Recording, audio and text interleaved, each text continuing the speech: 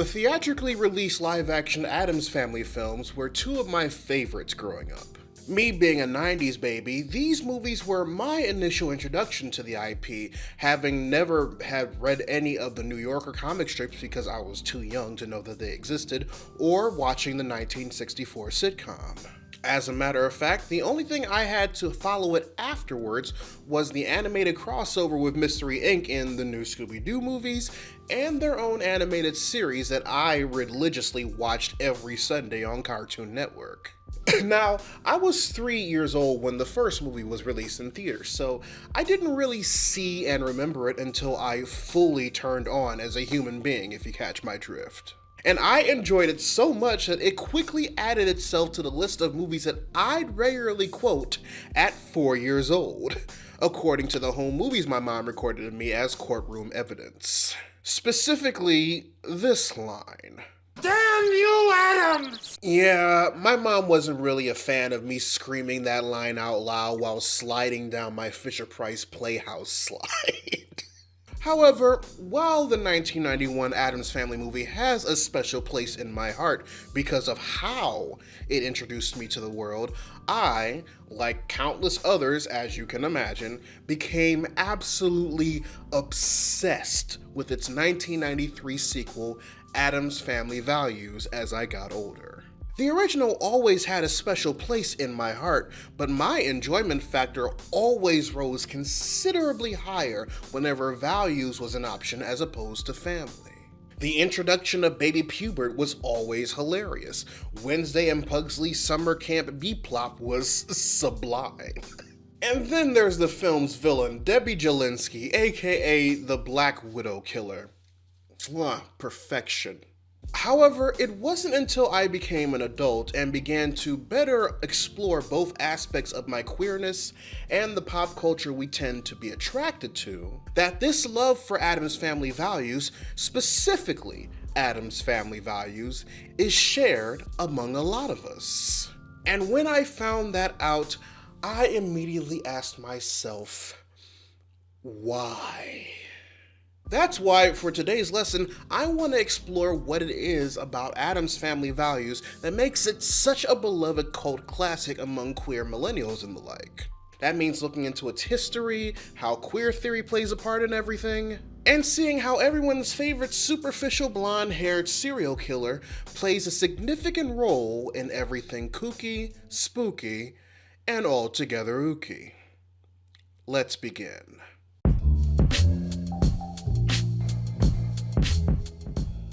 Hey readers, Laron here offering you analysis and perspective on your favorite bits of geek and pop culture media.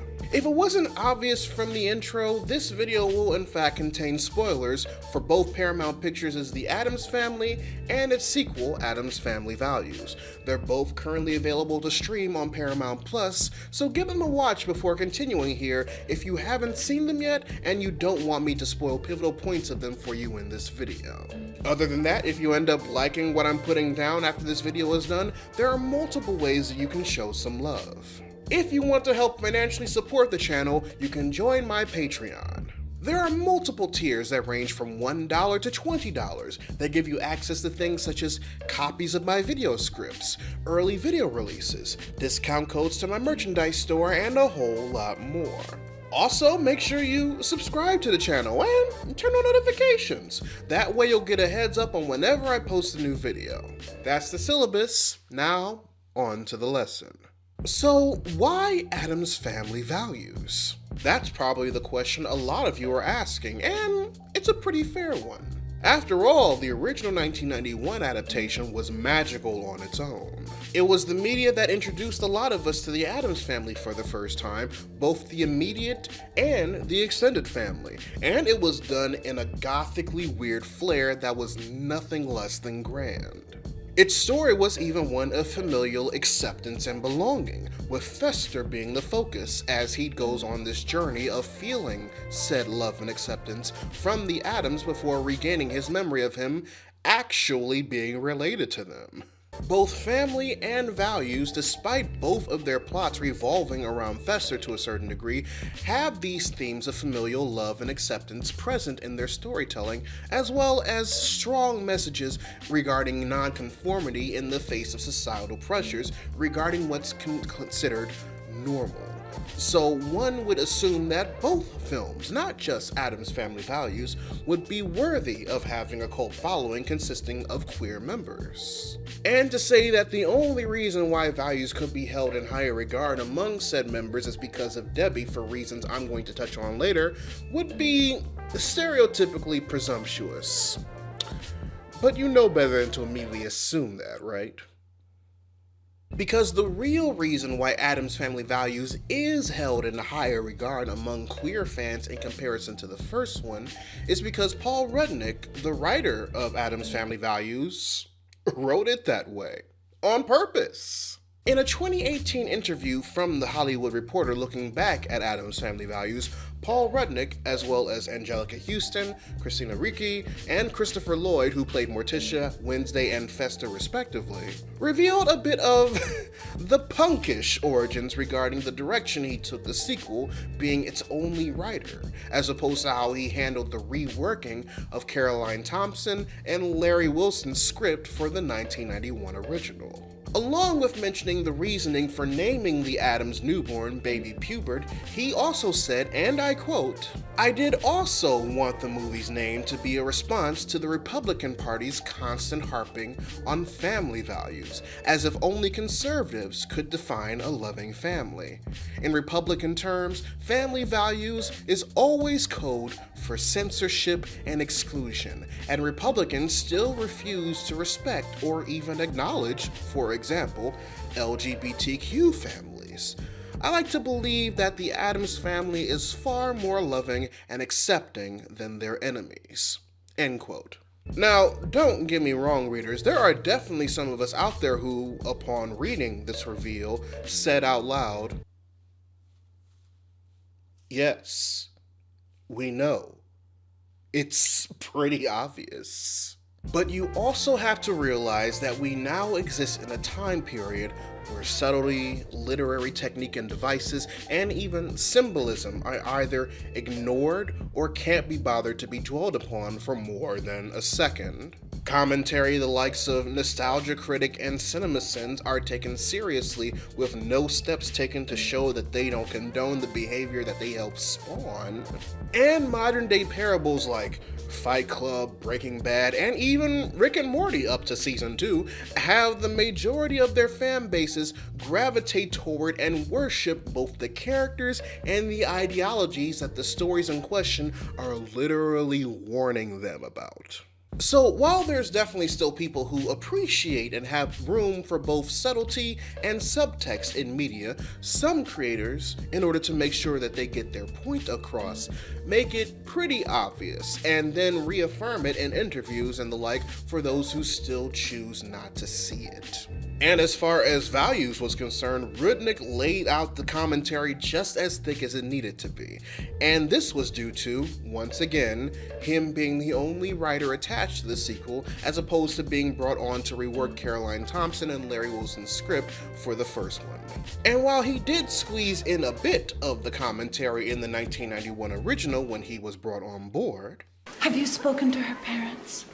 The blatant commentary that accompanied the Camp Chippewa scenes in Addams Family Values not only drove it home that those who don't fit the ideal American standard of whiteness and privilege will be considered less than second-class citizens, with America having recently transitioned from the first Bush administration to the Clinton one upon the film's release, but her rebellion of said standard, along with Christina Ricci's performance, is also the main reason why the character of Wednesday Addams is so revered even to this day. Is that your bathing suit? Is that your overbite? So thanks to the combination of interpreting and translating the work for ourselves and pretty much being given confirmation from the writer of the film, seeing the Addams Family be more blatant about being rebels against the normalcy of what was being propagandized as traditional family values in the second movie spoke to not only queer individuals who felt the pressure of having to follow the heteronormative temporality that was, and to a certain extent, still is, being peddled as the norm, but also how white privilege and classism affects people of color and those who don't meet the expected standards that they set. So with this information, one can understand why, in comparison to the 1991 film, 1993's Addams Family Values is held in such high regard among queer folk. But yet, despite this, there's still one question we have to answer regarding another reason why it is. And that question is, what about Debbie? So, remember when I said that if your immediate thought regarding why Addams Family Values can be looked at through a queer lens is because of certain aspects of queer culture that can easily be associated with Debbie, that you should pretty much feel bad about it? Well, I didn't say that because said association doesn't exist, because it does. All I was saying was that it shouldn't have been your immediate response. I would be lying if I said that Joan Cusack's Debbie Jellinsky doesn't perfectly embody how Diva Worship began to transition into camp among members of the LGBT community. And that's pretty much because she checks off every box that resulted in how Diva Worship began to fall off and become a mockery of itself among queer men during the 1960s and the 1970s. On the outside, Debbie has the glitz and glamour of white female celebrities from old Hollywood that allow queer men to live vicariously through them. From the way she keeps her hair, to the way that she keeps the white of her stylish dresses white in the midst of living in the Addams estate, Debbie's persona both resembled and represented the various actresses in the 1920s that not only became an avatar for queer men, but also were made the heroines of stories written by queer men in a time when they couldn't tell their own stories. Then we learn of her intentions with seducing Fester along with what she's willing to do in order to get what she wants, and we properly see that transition from Diva Worship to camp that followed the Stonewall riots in her character. Now, the reason why this transition happened in the first place is pretty much thanks to the idiom, never meet your heroes. As you can imagine, the romanticization of Diva Worship began to lessen with the passing of time. This also depended on how the celebrity in question presented herself, or how the celebrity in question revealed how she felt about having a fan base of mostly queer men. By the time the 60s and the 70s arrived, the queer youth at the time didn't look at them as the same proto-gay liberation leaders the generation before them saw them as. They saw the concerts they had where they were completely disheveled, drunk, or high. They heard Bette Davis call one of her queer 12-year-old boy fans a pansy, saying she'd rather off herself if her son turned out that way. They saw Faye Dunaway's portrayal of Joan Crawford in Mommy Dearest. So instead, these queer youths began to mock them, labeling them as obsolete and exaggerating the personalities that were usually associated with them. And because drag survived this transition due to its ability to accommodate the exaggeration for comedy and naturally has room for large personalities, this form of camp is now widely known amongst the queer communities. Nowadays, there seems to be room for both when it comes to Diva Worship in camp. There are stars that are idolized and whose lives are lived vicariously through members of the LGBTQ community, but there is an appreciation of the over-the-top personalities of the divas of yesteryear that they spawned from certain drag performers and personalities. People can see the appeal that comedy films like Death Becomes Her provides, appreciating the glitz and glamour that the two main leads represent, while also cackling at how vile and messy they are as they watch the two deteriorate into nothing.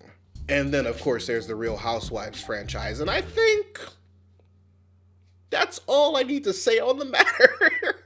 Debbie in Addams Family Values, however, seems to be the perfect blend of both diva worship and camp. Because while everything about how she presents herself visually checks the boxes of a queer individual finding appeal of the character/performer's world as opposed to their femininity, aspects surrounding Debbie's mania as the Black Widow killer are also appealing toward a handful of queer individuals who just love mess, even if said aspects about Debbie's personality properly fit into the realm of camp. Being able to get Fester to reject his family just by doing a seductive pose is absolutely camp, yet at the same time being able to pussy whip someone like that is an ability that is also absolutely coveted. Blowing up her entire house in an attempt to kill Fester while she calmly waits in the car for the bomb to go off is absolutely camp. Meanwhile, fast forward 3 years later, and we're cheering on Angela Bassett's Bernadine from Waiting to Exhale for setting the car of her cheating ex-husband on fire with all of his expensive-ass suits inside. And don't even get me started on the queer fans of Lady Gaga and Beyonce who were practically cheering when the two kill off everyone in the diner in the music video for Telephone. And once she's no longer trying to seduce Fester and convinces him to marry her, a lot of Debbie's lines are absolutely campish. Lines like this. Give me a kiss. Give me a 20. And this. I'm saying I want you dead and I want your money. But you'd be surprised to learn that there are people who unironically love Debbie for this, for everything that I just mentioned. Because as a modern-day representative of both diva worship and camp, Debbie's selfishness and gold-digging ways plays into a power fantasy. Just like I explained in the support of Wanda's decisions in WandaVision in my video explaining that correlation, it becomes a conduit to allow inner frustrations and desires to be vicariously explored without harming others via diva worship, while also allowing and acknowledging the very display of it to prove just how campy it is. But that's only one aspect regarding how Debbie fits into the queerness of Addams Family Values, because we still have to take into consideration that everything Debbie does and represents, diva worship and camp aside, still plays a very important role regarding the Addams family's rebellion of so-called traditional family values that Paul Rudnick wanted to challenge. And despite Addams Family Values being a comedy, that role is a tragedy. Because when it comes to Debbie in Addams Family Values, in reality, she could have had it all. What do I mean by that, you ask? Well, let's take into consideration everything that Debbie represents versus everything that the Addams family represents, the immediate Addams family. Debbie is a selfish, self-centered, money-hungry serial killer. Now, put aside the aspects of diva worship she represents right quick and compare her to what else is presented in the film. You'll see that everything about her, from her appearance to her expensive tastes and lifestyle, is easily reflected and presented somewhere else in the movie. I'm of course talking about the preferred attendees of Camp Chippewa and their upper class parents, the former all being represented with blonde hair and blue eyes. Thanks to Rudnick's statement about what his intentions were when he wrote Values, it's obvious that these children and their parents are supposed to represent what's allowed as exceptional and fits into the standards of society, versus how pretty much every other minority or disabled child at the camp is tossed to the side, while Wednesday, Pugsley, and Joel rebel against these standards despite fitting certain aspects and repeatedly being punished for them. 20 grand for summer camp. He's Mr. Woo-Woo. Now that we know that these characterizations were done on purpose, we can see that Debbie is, despite her mania and psychopathy, someone who subconsciously seeks acceptance into the grouping of the standards that are set, thanks to them being pretty much everywhere, and that the Addams regularly rebel against. And to a certain extent, that mania and psychopathy revolves around said desire. Malibu, Barbie. Meanwhile, the Addams family, despite her attempt at keeping Fester away from them, have been nothing but loving and supportive of Debbie. They even clock the inner monster, the true Debbie, and have so much respect for it. An axe that takes me back. But despite the kindred spirit between her and the immediate Addams family, Debbie is still a slave to the conventional mindset of the privileged values that the film represents. And because she's a slave to it, she's disgusted by all the actual love and support that they bless her with. And to make things even more ironic, they see the subconscious obsession she has with using her unconventional means, her inner Addams, for lack of a better phrase, in order to live an extravagant life under these privileged values, taking Fester with her because she can't successfully kill him. That's why, while the electric chair scene at the end of Act 3 is a great example of the family showing this support to her when confronted with Debbie's selfish delusions, the best example, in my opinion, is everyone's favorite read from Morticia Addams. You have gone too far. You have married Fester. You have destroyed his spirit. You have taken him from us. All that I could forgive. But Debbie. What? Pastels? Get out of my house! If Debbie wasn't so keen on resembling an image of 90s white upper-class idealism, wasn't repulsed at the Addams being a healthy reflection of her inner self, and, you know, actually genuinely loved and had feelings for Fester, she'd probably still be alive. Instead, the path she took because she got a Malibu Barbie as a kid ended with her looking like a Cynthia doll owned by Angelica Pickles. Not only is there so much good stuff in Addams Family Values, but the reading of it under a queer lens is absolutely refreshing once you apply it. And thanks to there being solid proof that it was both named and written the way it was in order to combat an angle of heteronormativity that has been weaponized by the likes of white privilege and classism, there are so many ways we can actually read it with this prescription. However, I'm sure that despite the writer stating otherwise, there's definitely going to be a group of people who will have no problem loudly stating, "The Addams Family movies aren't gay," or "Stop trying to make everything about politics." And if that's the case, readers, I urge you to remember what the Addams Family credence is in the first movie. We gladly feast on those who would subdue us. Not just pretty words. But I digress, readers. Your homework assignment for the day. Write in the comment section below which live-action Addams Family movie is your favorite. Or if you feel like sharing with the rest of the class, if there's a film or a television show you grew up with that, thanks to confirmation from someone who helped create it, allowed you to look at it in a brand new light. Whichever question you decide to answer, I'd love to know your thoughts. A huge shout out to my patrons, both big and small, for helping make this channel possible. Make sure you check out the card at the end of the video to join, or click the link to it or any of my affiliates in the description box below. But until then, this is Readus 101.